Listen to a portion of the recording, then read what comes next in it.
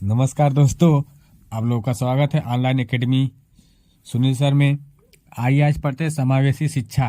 समावेशी शिक्षा का पहला चैप्टर पढ़ते हैं। समावेशी शिक्षा क्या होती है? तो समावेशी शिक्षा, पहले नंबर तो ये है कि अगर वीडियो क्वालिटी अगर साफ नहीं दिखाई दे तो क्वालिटी को 240 या 360 करके देखेंगे तो आपको क्लियर वीडियो दिखाई देगी। ठीक, तो आइए देखते हैं समावेशी शिक्षा क्या होती है।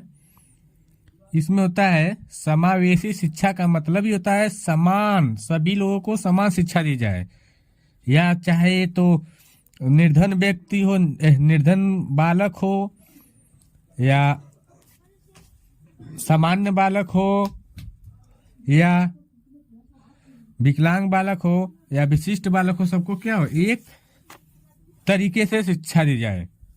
अब आइए देखते हैं समावेशी शिक्षा होती क्या है। समावेशी शिक्षा एक शिक्षा प्रणाली है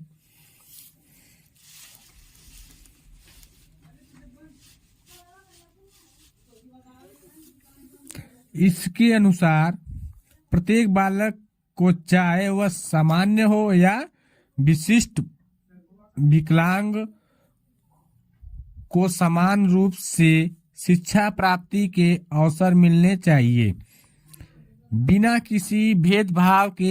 एक साथ एक ही विद्यालय में सभी आवश्यक तकनीकी एवं सामग्रियों के साथ उनकी सीखने और सिखाने की आवश्यकता को पूरा किया जाए। करने का मतलब यह है इसमें कि समावेशी शिक्षा का अर्थ ही यही होता है। शिक्षा एक शिक्षा प्रणाली है। समावेशी शिक्षा क्या है? एक शिक्षा प्रणाली है। इसके अनुसार हम बालक चाहे वो सामान्य हो या विशिष्ट विकलांग हो, सभी लोगों को शिक्षा क्या हो, सभी बालक को शिक्षा के अवसर मिलना चाहिए। शिक्षा में किसी प्रकार का भेदभाव नहीं होना चाहिए। सभी लोगों को एक साथ विद्यालय में ही शिक्षा प्रदान करनी चाहिए। कोई भी तकनीकी शिक्षा हो विद्यालय में प्रदान करनी चाहिए। और शिक्षा का मूल क्या उद्देश्य होता है, यही होता है। ठीक है, और आइए देखते हैं। समावेशी शिक्षा एक विशेष विद्यालय या कक्षा को स्वीकार नहीं करती। मतलब समावेशी जो शिक्षा होती है वो किसको नहीं स्वीकार करती है? विशेष विद्यालय। मतलब विशेष विद्यालय का मतलब यह कि ये कोई स्पेशल कोई विद्यालय बनाकर अपने लिए सिर्फ पढ़ाई करे, वहां पर शिक्षा स्वीकार नहीं करती। वहां पर सभी लोगों को शिक्षा, चाहे छोटा हो चाहे बड़ा हो, या निर्धन हो या सामान्य हो, किसी भी प्रकार का लड़का हो बालक हो, सबको शिक्षा समान रूप से दी जाए। देखिए, समावेशी शिक्षा के 3 भाग होते हैं। कौन कौन होते हैं ये देखते हैं।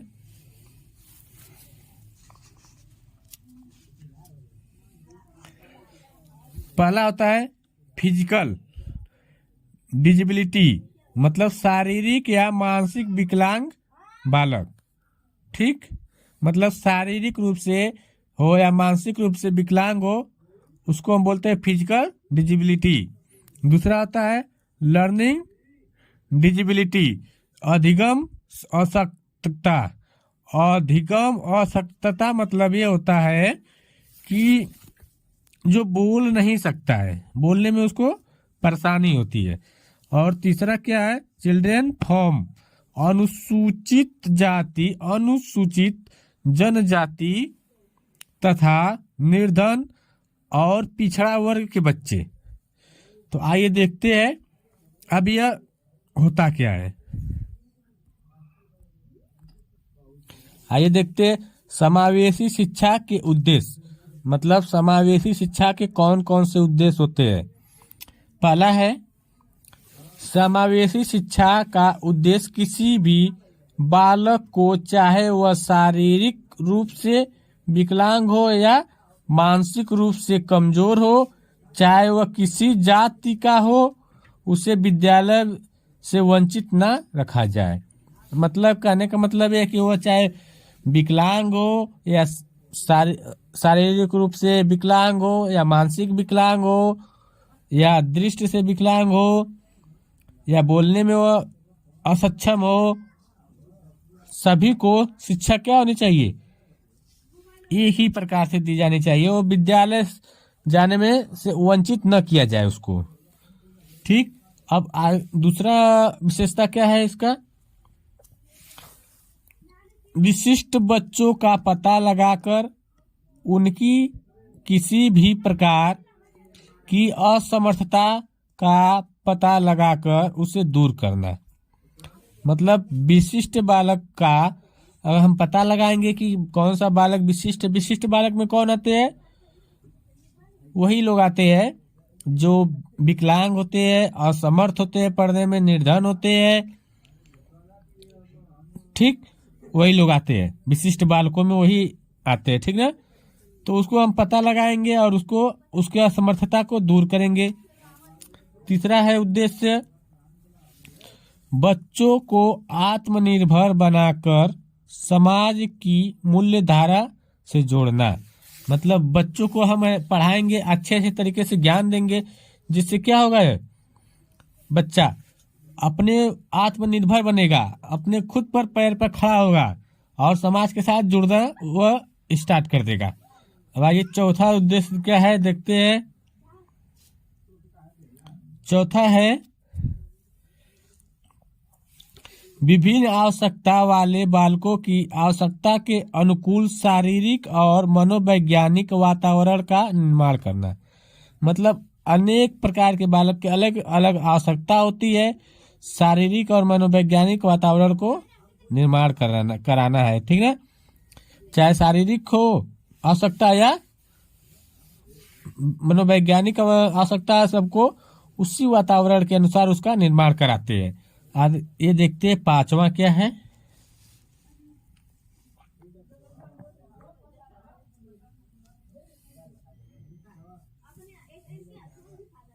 पांचवा है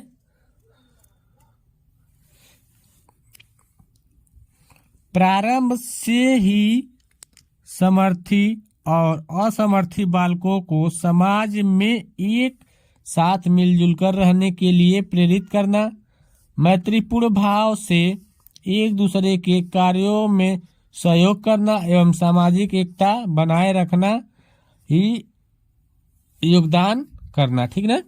करने का मतलब यह है प्रारंभ से ही बालक को प्रारंभ से ही सिखाया जाएगा क्या कि चाहे वह सामर्थ बालक हो या असमर्थ बालक हो, सभी लोगों को यही सिखाया जाता है समाज में एक साथ मिलजुल करके रहने के लिए और मैत्रीपूर्ण भाव से एक दूसरे के कार्यों में क्या करना, सहयोग करना और सामाजिक एकता को बनाए रखना और सामाजिक एकता को योगदान देना। ठीक। अब आइए देखते हैं, एक बार इसको समझ लेते हैं समावेशी शिक्षा का उद्देश्य क्या होता है। पहला उद्देश्य देखो शॉर्टकट में बता रहे हैं।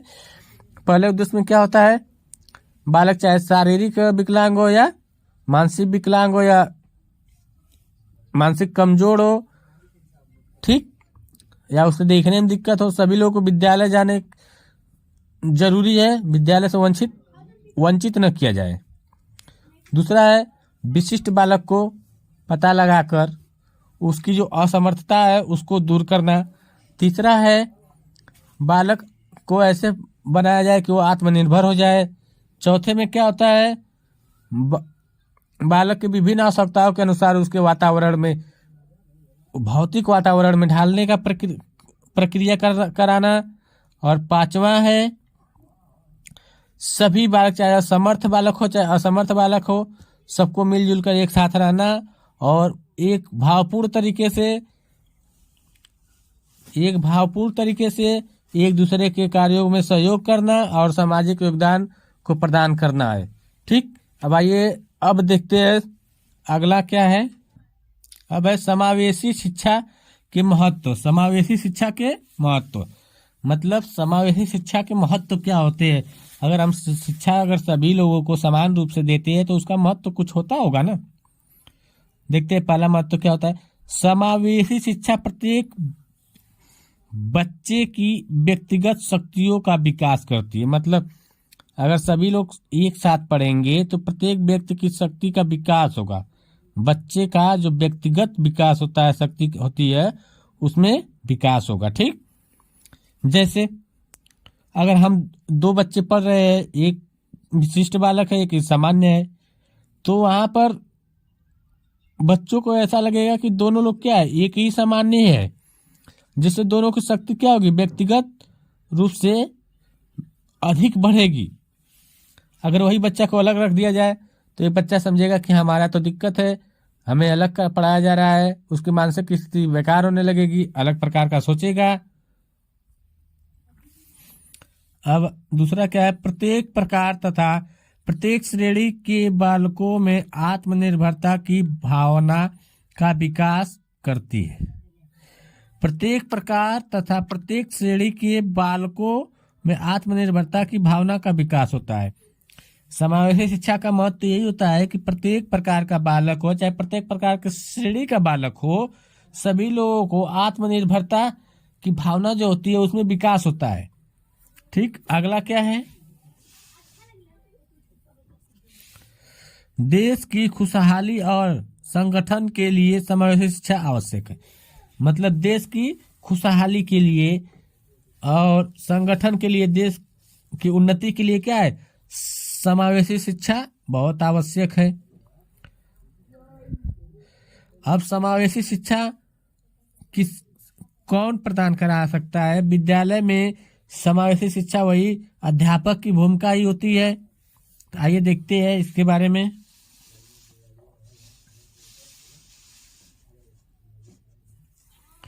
विद्यालय में समावेशी शिक्षा प्रदान किए जाने में अध्यापक की भूमिका क्या होती है? समावेशी शिक्षा में अध्यापक की भूमिका महत्वपूर्ण होती है। पहला होता है दृष्टि बाधित बालकों या ऐसे बालक जिन्हें देखने में कठिनाई होती है, उन्हें बड़े अक्षरों वाली किताबें देना चाहिए। करा है कि बाल अध्यापक को वह कार्य करना चाहिए जिसको देखने में कठिनाई होती है, जिस बालक को, उसको बड़े अक्षर वाली किताब देना चाहिए, जिससे वह देख करके पढ़ ले और उसकी शिक्षा बढ़ जाए। ठीक, दूसरा क्या होता है, श्रवण बाधित बच्चों की समस्याओं को समझने और बोलते समय बच्चों की ओर देखना। मतलब जो बच्चे नहीं सुनते हैं, नहीं सुन पाते हैं, उसको हम समझाते वक्त उसकी तरफ देखेंगे, इशारा करेंगे, तो जिससे वो क्या हो जाएंगे, समझ जाएंगे कि आप क्या कहना चाह रहे हैं। अगला है अधिगम में असमर्थ बालकों को व्यवहारिक रूप से तस्वीरों के माध्यम से पढ़ाना। अधिगम में असमर्थ, अधिगम का मतलब बोलना सीखना। अगर वह बालक नहीं बोल पाता है, बोलने में असमर्थ है, तो उसको हम तस्वीरों के माध्यम से क्या करेंगे, उसको पढ़ाएंगे, सिखाएंगे। और अगला क्या है, समावेशी शिक्षण एक जटिल कार्य है, इसलिए प्रत्येक अध्यापक को अतिरिक्त समय देना चाहिए। कहने का मतलब है समावेशी शिक्षण एक जटिल कार्य होता है, मतलब सभी लोगों को मिला करके पढ़ाना एक कठिन कार्य होता है, लेकिन सभी अध्यापक को उसके लिए अतिरिक्त समय देना चाहिए और उसमें संसाधन, समुदाय एवं अभिभावक का सहयोग मिलना चाहिए। अगर हम समावेशी शिक्षा अध्यापक पढ़ा रहा है सभी लोगों को एक साथ, तो उसमें एक तो जटिल कार्य है, उसमें जो संसाधन होते हैं और समुदाय के लोग और अभिभावक का सहयोग मिलना चाहिए। ठीक, आइए अब देखते हैं, ये तो अब खत्म हो गया। अब आइए थोड़ा क्वेश्चन देख लेते हैं। ठीक,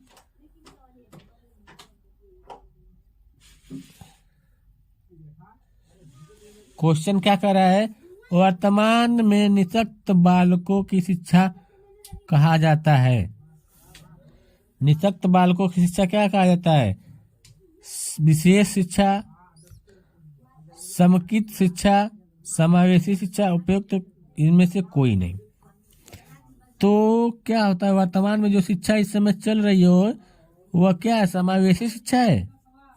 सभी लोगों को एक साथ विद्यालय में पढ़ाया जाता है, एक समान पढ़ाया जाता है ना, इसलिए समावेशी शिक्षा।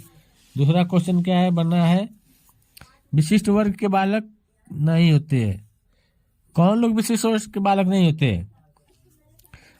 प्रतिभाशाली बालक, पिछड़े बालक, सामान्य बालक, विकलांग बालक। हम बताए विशिष्ट लोग कौन होते हैं, कौन बालक होते हैं? विकलांग होता है, प्रतिभाशाली बालक होता है, पिछड़े वर्ग का होता है और निर्धन बालक होता है। सब क्या होते हैं? विशिष्ट बालक में आते हैं। और जो सामान्य बालक होते हैं वो विशिष्ट बालक नहीं होते। तो यह वाला इसका क्या आंसर? ये वाला सामान्य बालक। ठीक, इसी के साथ आज का यह क्लास समाप्त हुआ। अब अगला क्लास कल चलेगा। 2023 का स्टार्टिंग में पहला लेसन पढ़ा दिया गया समावेशी शिक्षा। ठीक ना, समावेशी शिक्षा के बारे में। चैनल को आप लोग लाइक करिए, शेयर करिए, सब्सक्राइब करिए, ताकि उससे मुझे मोटिवेशनल मिले और ऊर्जा उससे मिले, प्राप्त होती है मान के चलिए शिक्षक को, जिससे वो पढ़ाए बढ़िया से। आप लोग भावी अध्यापक है, आगे आने वाले भविष्य में आप लोग अध्यापक बनेंगे, तो थोड़ा सा मेहनत करिए, समझिए।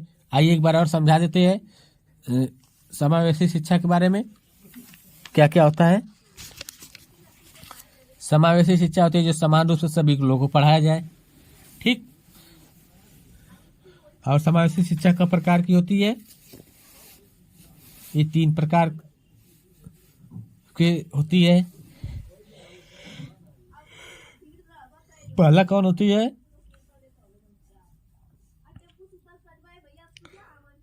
तीन प्रकार की समावेशी शिक्षा होती है ना।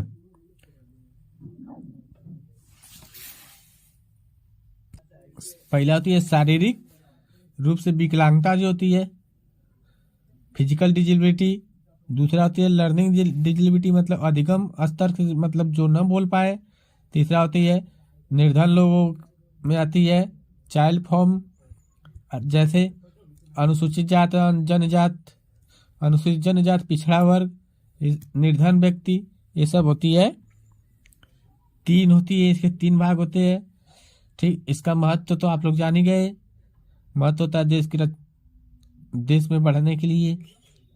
पहला एकदम छोटा सा एक ऑप्शन छोटा बता दे रहा हूँ, देश के आगे बढ़ाने के लिए समावेशी शिक्षा बहुत जरूरी है। ठीक, तब आइए इसी के साथ ये लेसन का